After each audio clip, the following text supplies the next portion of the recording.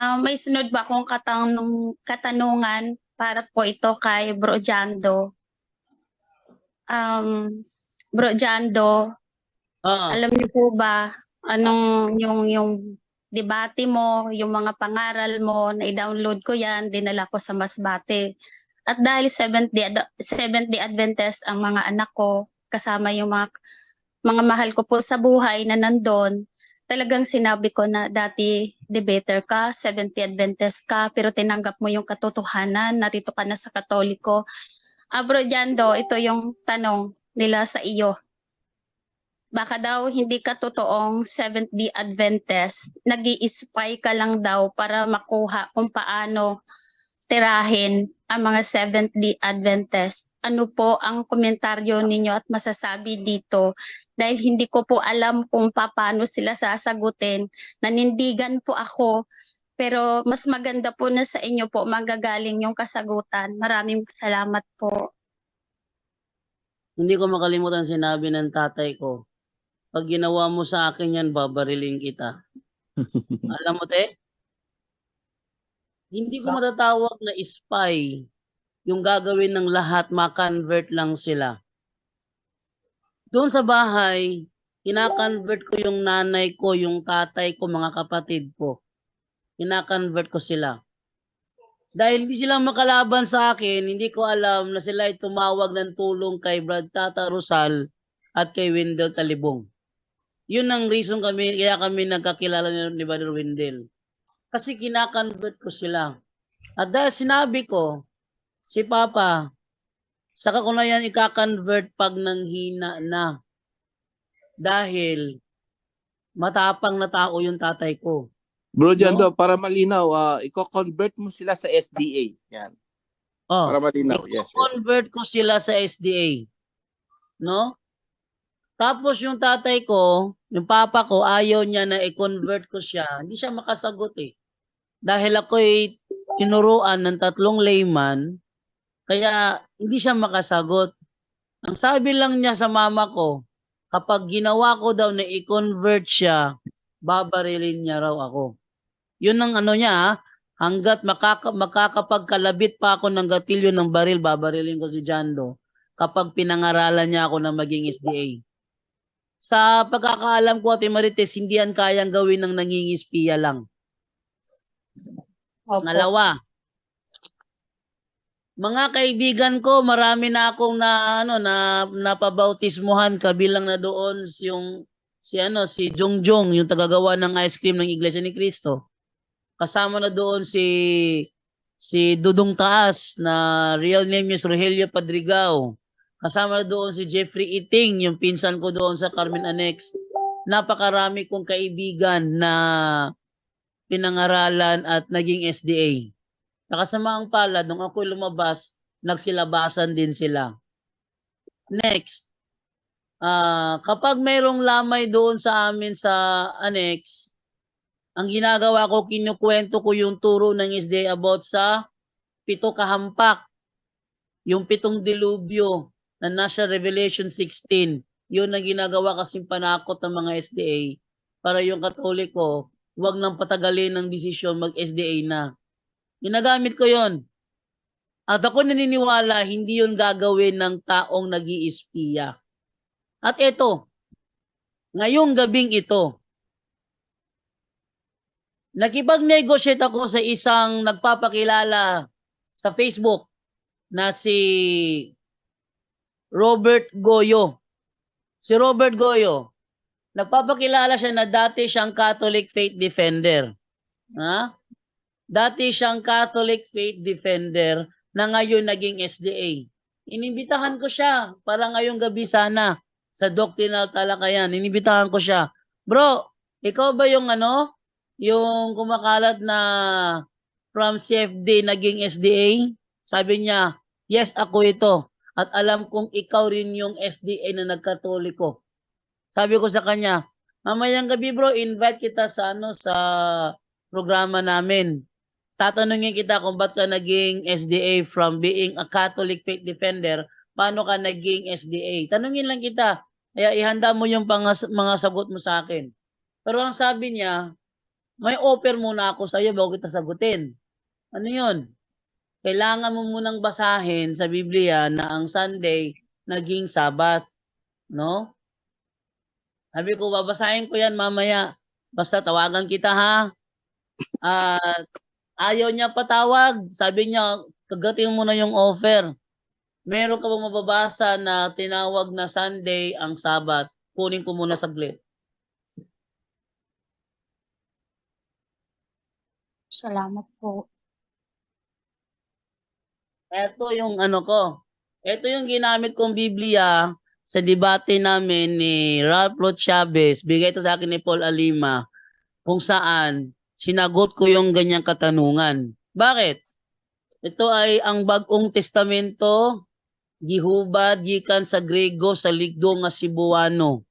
Sa Tagalog, isinalin mula sa Grego patungo sa Cebuano ni Dr. Gadiel Isidro.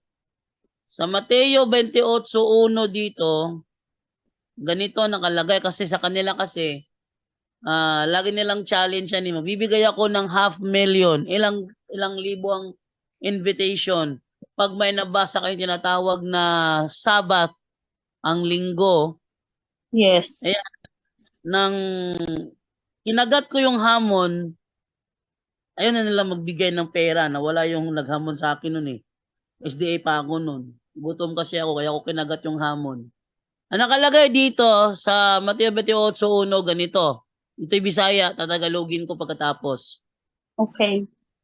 Karon sa hapit na matapos ang adlawng igpapahulay ug sa pagpamanagbanag sa laing adlaw nga igpapahulay, miabot si Maria Magdalena ug ang lain usab nga Maria aron mutan-aw sa lubnganan. Sa Tagalog. Ngayon na malapit na matapos ang araw ng Sabat at muling nagbubukang liwayway ang isa pang araw ng Sabat. Isa pa. Sa Grego nito, opse de Sabaton te epepuskaw siniesmian Sabaton. Dalawang Sabaton to. Kaya ang nakalagay dito, laing adlaw nga igpapahulay. Iba, natapos na yung araw ng Sabat pero may nagbubukang liwayway na panibagong araw ng Sabat. Pumunta si Maria Magdalena at ang iba na Maria doon sa libingan. Ngayon, yung mga Sabadista noon, kahit ako'y CFD na, sa totoo lang imbitado pa rin ako sa kanila pag may social. Pag may fellowship, siguraduhin ko na lang na may baon akong kutsara. Dahil sa fellowship nila, kadalasan ulam doon, munggo, walang kutsara. Kaya, lagi kong may baon na kutsara. Kahit sa sports and evangelization, may baon akong kutsara. No? Kaya, hindi ako naniniwala na ako'y pumunta doon para mag-espiya. Then naalala ko pa sinabi ng kapitbahay namin si Bubong. Sabi niya, Jando, ba't ka nagsabadista? Nasa Katoliko ka. Ang sagot ko, sapagkat ako'y naniniwala na walang ibang doktrinang masihigit pa sa doktrina ng Sabadista. Yun ang aking turo dati. Bakit? 10 utos, sumusunod kami, ang Katoliko nilihis nila. Yun ang nasa isip ko dati. Pangalawa, baboy, sila kumakain, kami hindi. Ano pa? Sabat, kami Sabado, sila Linggo. Kung tutuusin lang, walang doktrina ang hihigit pa sa doktrina ng Sabadista. Yun ang paniniwala ko noong ako'y Sabadista pa. Pero nang matuklasan ko, dahil yung mama ko, hindi nila ako magapi-gapi, hindi nila ako matalo-talo, humingi ng tulong kay Wendell Talibong. Na ako naman, tumugon. Pumunta ako sa lugar na sinasabi ng mama ko, at doon ko na-encounter si Wendell Talibong, at marami akong natuklasan. Kaya nga ang hamon ko doon kay Robert Gayo, bro, mag-comparative tayo bro. Ilabas mo ang mga ebidensyang hawak mo, kung bakit ka naging SDA, anong mga natuklasan mo, ilabas mo yan mamayang gabi, at ilalabas ko naman yung mga natuklasan ko. Hindi mawawalang itatanong ko sa iyo. May screenshot yan, te, ha? Pero nasa ano pa, hindi ko pa na save. Sabi ko doon, ito paghandaan mo. Ito ang pinakaunang itatanong sa'yo para meron kang babala. Meron kang warning ng ano ang unang tanong na gagamitin ko. Ang unang reason na iniwan ko ang SDA dahil sa founder. Nang dahil kay Wendell, natuklasan ko na walang ibang founder ang Iglesia Katolika maliban kay Kristo. Kasi lahat ng protestante, pag tinanong mo, kung hindi si Kristo ang founder ng Katoliko, sino? Ang isasagot nila, objection, moderator. Hindi ko katungkulan na magpatunay ngayon. Wala pa akong nakitang sumagot ng tama. Pero may iba nangahas, gaya ko lang nangahas ako dati. Emperador Constantino daw ang founder. Pero hanggang ngayon, wala pang ni isang libro na babasa. Legit standard reference na nagsasabing ang Romano Katoliko ay founded by Constantine. Hanggang ngayon, wala pa na ilalabas na ganun. Ang ginawa ko ngayon, paghandaan mo yon, Brother Robert, ha? Ilabas mo ang reason kung sino ang founder ng SDA at founder ng Katoliko. Kasi kung si FD ka, alam mo ang founder ng Katoliko. Kung si FD ka. Kasi lagi tinuturo yan. Meron pa tayong Grolier Encyclopedia, latang-lata ng referensyang ito, pero very ginagamit pa ng mga CFD kung sino ang founder ng Katoliko. Meron pa doon. Menon Ecclesia Catholis, Tes Judaias, kay Galalias, kay Samarias, kay Keniremenoy ko Domini. Meron tayong mga ebidensya. Katoliko ang tinatag.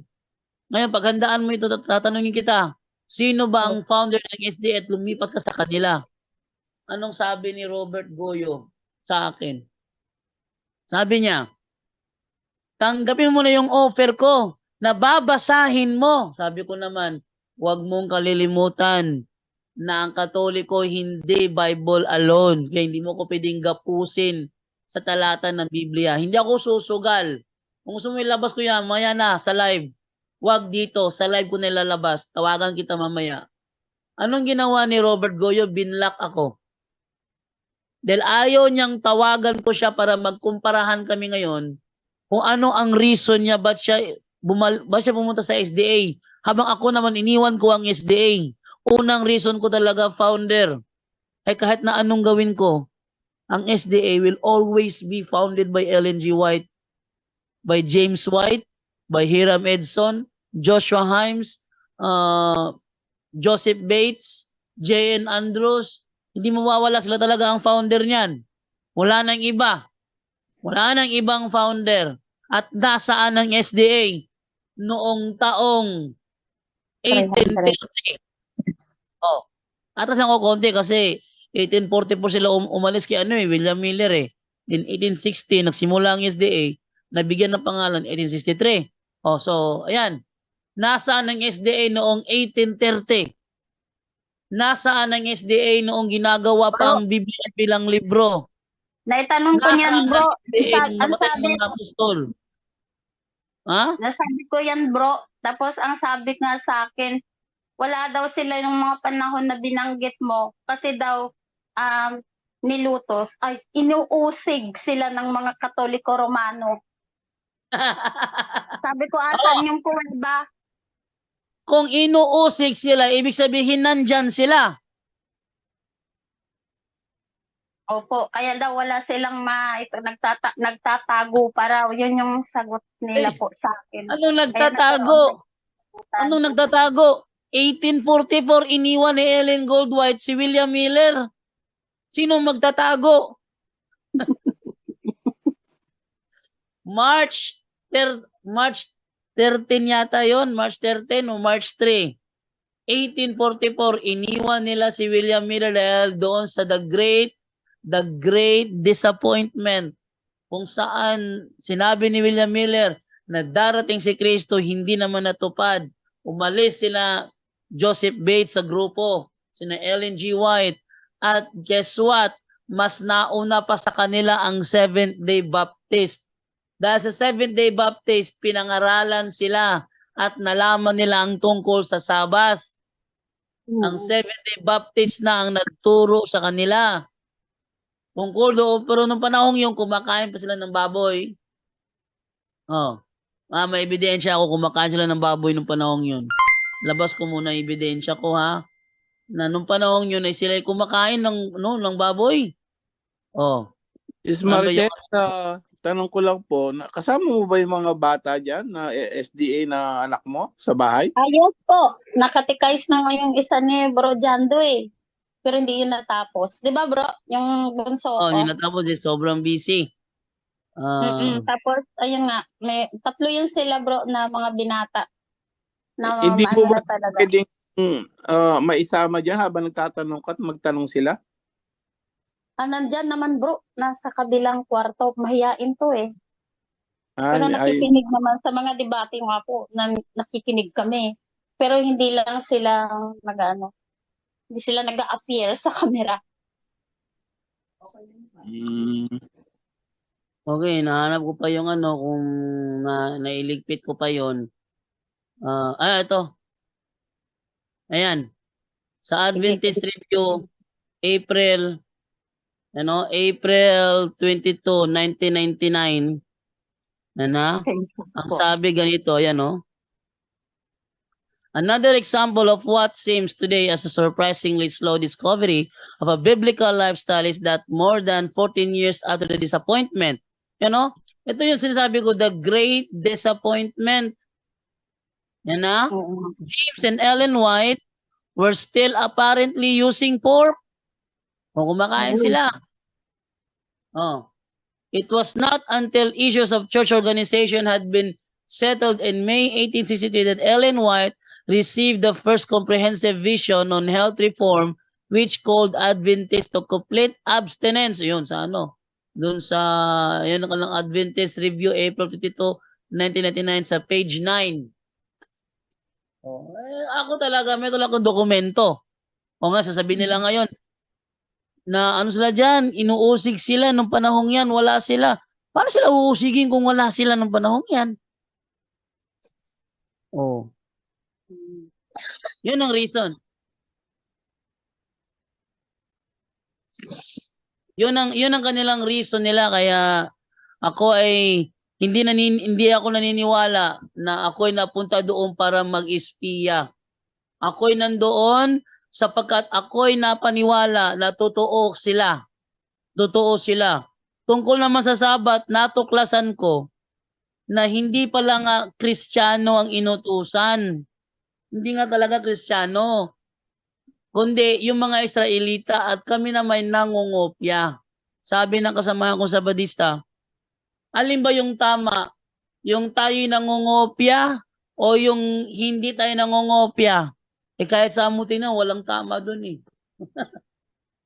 Dahil hindi naman talaga tayo inutusan eh. Kung magsaba tayo ng Sabado, okay yun. Yun ang sabi ko dati sa mga SDA na kasamahan ko. Kung tayo ay magsabat ng Sabado, dahil yun ang ating napili, okay yun, walang problema doon. Pero kung atin ang ipilit yung mga Dominguista, ang tawag kasi namin sa mga Katoliko, Dominguista. Pero yung ating ipilit sa mga Dominguista na sila ay maiimpyerno pag hindi sila sumunod, ay mali na yon.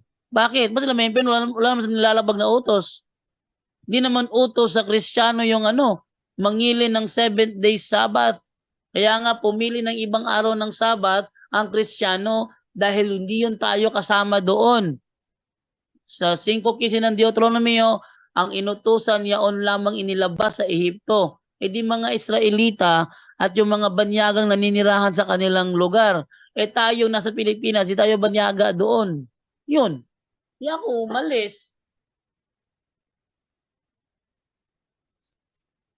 Okay po.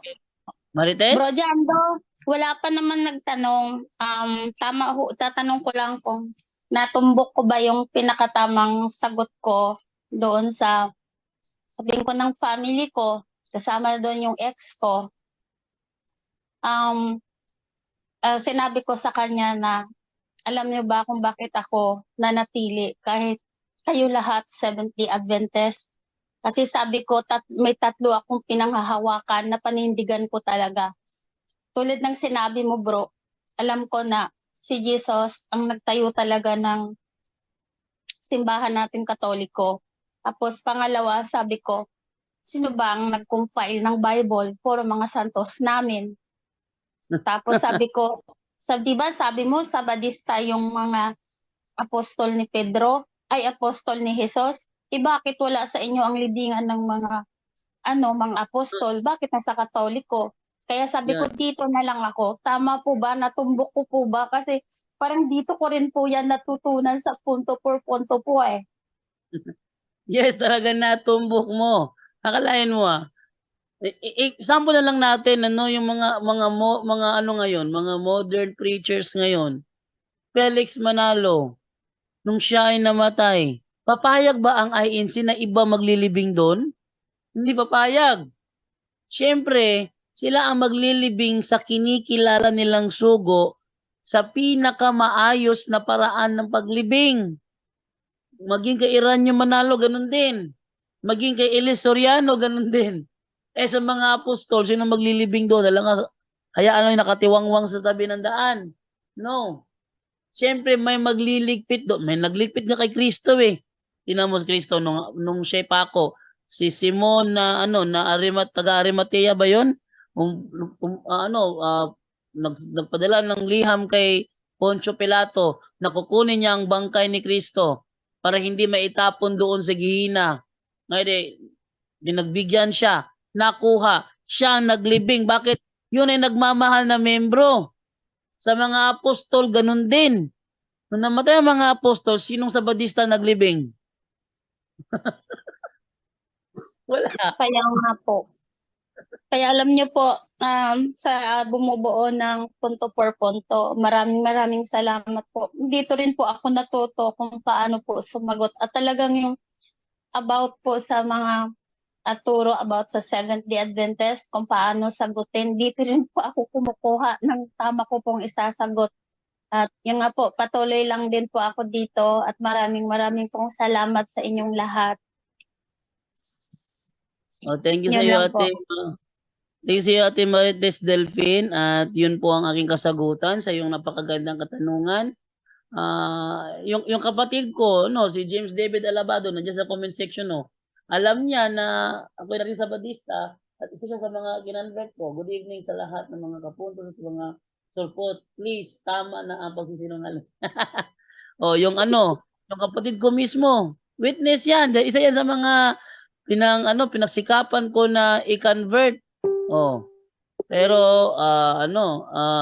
hindi ko na-convert kasi ako yung na-convert, no? Ako yung na-convert dahil matibay ang ebidensya ni ng mga Katoliko. Sabi ni Jeffrey Opong dito, kasi ninakaw yung katawan ng apostol at inilibing sa Roma upang maraming madaya na ang mga apostol ay mga Romano Katoliko. Kung isa yan sa mga naisip ko dati, Jeffrey Opong, ninakaw daw. Pero alam mo, wala akong naipakitang dokumento na ninakaw nga mga labi ng mga apostol. Walang dokumento. Yan ha? Hinahanap ko yan dati. Ang yan ang pag-aakala ko rin, baka ninakaw lang. O di kaya ipinalitaw na nandyan, pero wala naman talaga. Pero ako'y naghanap ng mga referensya. At guess what? Isang aklat ng Baptist ang nagtuntun sa akin sa tamang sagot. Anong aklat na yun? Anong aklat ba yung binasa ko na yan? The Search of the 12 Apostles. No. The Search of the 12 Apostles. Baptist ang author nun. At doon ko napatunayan sa aking sarili. Baptist na ang naglathala na ang mga apostol ay nasa simbahang Katoliko nga. Ngayon, kung ipagpalagay ko na kami yung nandoon, yung Sabadista ba, ang naglibing, saang chapter namin nilibing? Tandaan ninyo saang chapter nilibing? Sabi nga ni Brother Jesse, hindi madali magpalibing sa Katoliko. Yung unang requirements, dapat patay ka talaga. Pangalawang requirements, Ikaw ba'y laging sumisimba? Meron ka bang kung ano mga requirements? Yan, napakahirap maglibing. Simbahang Katoliko. Oh. Sa sementeryo lang yun ng Katoliko. Pero ang mga apostol, hindi sa sementeryo inilibing, kundi sa loob mismo ng simbahan. Tingnan mo mga simbahan natin sa mga diocese natin. Diyan nakalibing ang mga obispo. Lahat ng diocese sa buong Pilipinas, sa lahat ng ibang lugar, lahat ng diocese, diyan inililibing ang mga obispo.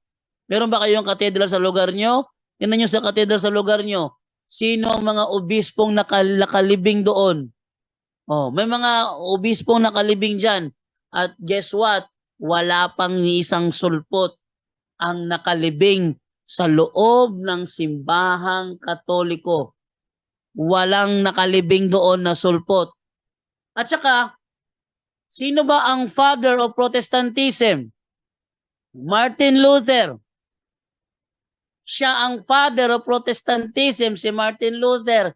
Kailan sumulpot? 1517. Before 1517, may protestante ba? Wala. Katoliko lang naman ito. Katoliko maglilibing nun. Nasaan ang SDA nung panahong yun? Namatay ang mga apostol. Nasaan sila? Nasaan ang Baptist nun? Nasaan ang born again? Nasaan ang Mormons? Nasaan ang SDA ng panahong yun? Wala. Hindi tatawagin si Martin Luther na father of Protestantism kung meron pang mga protestanteng mas nauna sa kanya. Oh. Yan ha? Kaya siya tinawag na father of Protestantism dahil ang mga sulpot sa kanya nagsimula. Yun. Kaya yung sinasabi nila na na mali yung banal na kasulatan ay sa mga Hudiyo ipinagkaloob. Mali daw yun. Roma 3:1-2 at hindi sa Romano Katoliko. Yun. Yung mga Hudiyong pinagkatiwalaan, di mo ba alam na mga Katoliko yon? O, basahin natin Jeffrey Opong ha. Yan na, basahin ko ebidensya na na nararapat sa iyong kasagutan. Narito ang referensya. Ang unang membro ng Katoliko, mga Hudyo, kawawa naman to, hindi naturuan ng tama. Eto. Yan. Ito ay nasa The World Book Encyclopedia, Volume 16, page 406.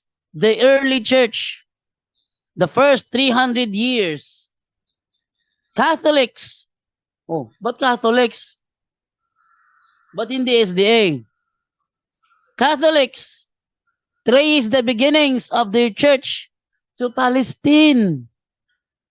There, according to the Bible, Christ told the apostles to preach the gospel to all peoples in Jerusalem. The Holy Spirit came upon the earliest believers. The first Christians were Jews. Ayan o. Yan ha? Tama. Ang banal na kasulatan ipinagkaloob sa mga Hudiyo. Dahil ang unang membro ng Romano Katoliko ay mga Hudiyo. Ba't ba may Romano? Dahil ba sa Roma ngayon kaya may Romano? Mali. Kaya may Romano sa pangalan dahil ang sentro ng authority ay nasa Roma. Yan ha? Kaya Romano Katoliko kasi ang sentro ng authority niya nasa Roma. Yan natin, basahin mo na natin ito ha. The first Christians were Jews who believed Jesus was the Messiah, the Savior expected by the Jews. The early church gradually divorced itself from Judaism, the religion of the Jews. Anong nangyari daw? Ang early church, dahan-dahang nakipaghiwalay. Dahan-dahan nakipaghiwalay. The church, the early church, gradually divorced, nakipaghiwalay. Saan? Sa Judaism. Inaamin ba yan sa Biblia? Yes, inaamin yan ni Apostol Pablo. Ating basahin sa Biblia. New King James Version. Galatia 1:13. Anong sabi ni Apostol Pablo? Ganito. For you have heard of my former conduct in Judaism, how I persecuted the church of God beyond measure and tried to destroy it. Tingnan mo, kalabang mortal ng Judaism, ang iglesia ng Panginoon. Kung iisang iglesia lang yan, ba't pa niya kakalabanin? Oh. At saka, ang iglesia ng Panginoon, yung Christianity, nagtuturo na si Jesus ang Kristo. Ang Judaism, malaking tutol dyan. Juan 9:22, sabi, ganito ang sinabi ng kanyang mga magulang dahil sa kanilang takot sa mga pinuno ng mga Hudyo, sapagkat pinagkaisahan na ng mga Hudyo na ang sinumang magpahayag na si Jesus ang Kristo, ititiwalag sa sinagoga. Ititiwalag.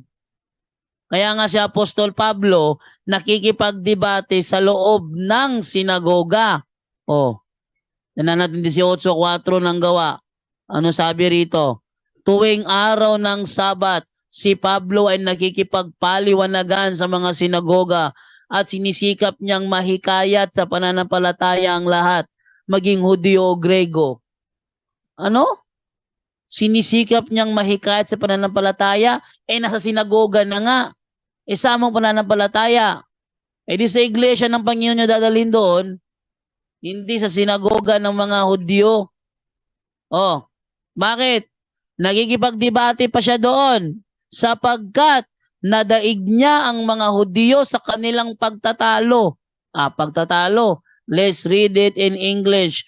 For with his strong arguments, he defeated the Jews in public debates by proving from the scriptures that Jesus is the Messiah. Ba siya nagkikipagdebate ng ganyan topic sa sinagoga? Kasi ang sinagoga, mula noon hanggang ngayon, hindi tanggap na si Jesus ang Mesiyas. Yan na, hindi tanggap ng mga Hudyo na si Jesus ang Mesiyas. Ngayon, sino ang unang membro? Mga Hudyo. Bakit Romano Katoliko? Bakit Romano Katoliko? Bakit may lagalagay na Roma? Yun ba dahil sa Roma nagsimula? Mali. Yan ay dahil sa ang sentro ng authority niya ay nasa Roma. Ito sabi sa sa Discourses on the Apostles' Creed na paborito nila. In 1870 at the Vatican Council, the name Roman Catholic Church was proposed, but it was rejected. The bishops assembled unanimously decided upon this official name, the Holy Catholic Apostolic Roman Church, as descriptive of Christ Church. Yang karugtong na yan, ayaw basahin ng mga mga sulpot yung karugtong na yan. Next, the word Roman. Ito na. The word Roman was inserted to signify that the authority of the church centers in the bishop of Rome. Yun ang reason kaya Romano Katoliko. Kasi ang sentro ng authority nasa Roma. Bakit nasa Roma ang sentro ng authority? 21:43 ng Mateo. Ang sabi ni Kristo, and so I tell you, labas ko muna ha. And so I tell you, the kingdom of heaven of God will be taken away from you and given to a people who will produce the proper fruits. Anong lugar ba yon? Acts chapter 23 verse 11. The night the Lord stood by Paul and said, don't be afraid. You have given your witness for me here in Jerusalem, and you must also do the same in Rome.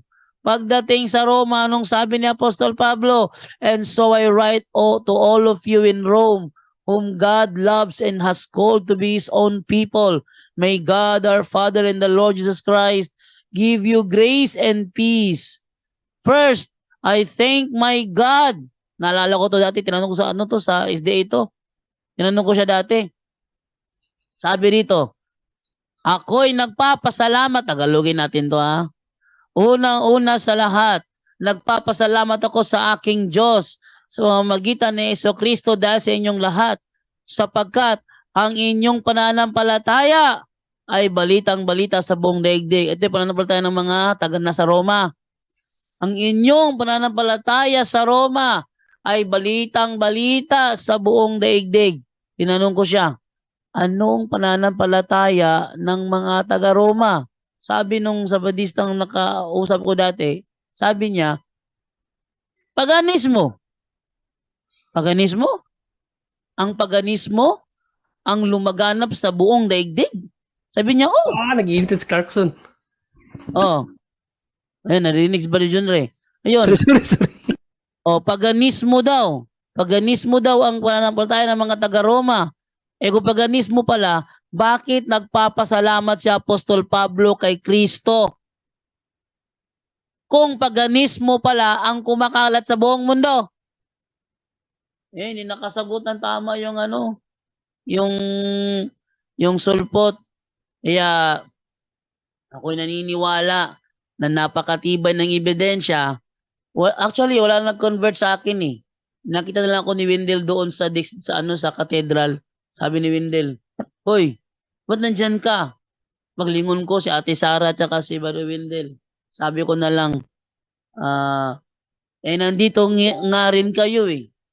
Sabi niya, nako, sige na nga, alika na nga rito. Sama ka na At lang saka, Bro Jando, Yes. basahin ko lang tong about sa history about kay Martin Luther kasi ang nagtanong si Sister Delphin kanina about sa Bible, no? Naniniwala ba ang mga SDA bro na si Martin Luther ang ama ng protestante? Yes, at naniniwala sila na sila ay daughters of Luther. Okay, ito ang sabi sa history. It is one of the ironies of history that the founder of Protestantism, Martin Luther, had to admit that it was the Catholic Church that gave us the Bible. So ito yung sabi ni Martin Luther, no, na recorded sa history. Sabi ni Martin Luther, we are obliged to yield many things to the Catholics that they possess the Word of God. Ibig sabihin yung Biblia, which we receive from them. Furthermore, we would know nothing at all about the Bible if it were not for the Catholics. Luther commentary on John. Yun ang commentary ni Martin Luther sa sulat ni Apostol Juan, no, na nothing at all about the Bible if it were not for the Catholics. So, si Martin Luther ang nagsabi nun, Rojando. Yun. So, yun ang reason. Matibay ang ebidensya. Ako kumukontra. Si ano daw ang founder, si Constantino. Wala akong ebidensya. Humingi ako ng ebidensya sa mga kasamahan ko. Walang ipinakita, nagpaliwanag lang kung ano-ano mga paliwanag ang mga binulalas ng kanilang mga bibig. Pero wala talagang sagot na nagpapatunay na si Emperador Constantino ang founder ng Roman Catholic. Ako naman, tindig ng tindig, walang mababasa. Pero sila may nababasa. Ako wala. Saan ako maniniwala? Kaya yun, umalis ako sa SDA, nagbalik Katoliko ako. Okay, so